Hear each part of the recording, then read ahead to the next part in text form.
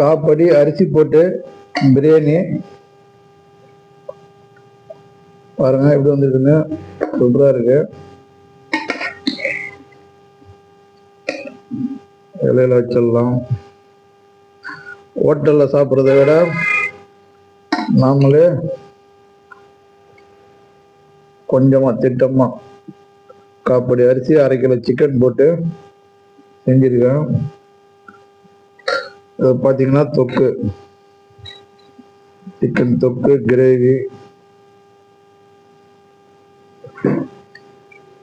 அந்த தொக்கு கொஞ்சம் மிஸ் பண்ணி சாப்பிட்டோம், டேஸ்ட் சூப்பராக இருக்கும். பார்த்தீங்கன்னாக்கா கொஞ்சம் ஆனியனும் கட் பண்ணி வச்சிருக்கேன். ஆனியனு சாப்பிடலாம். இப்போ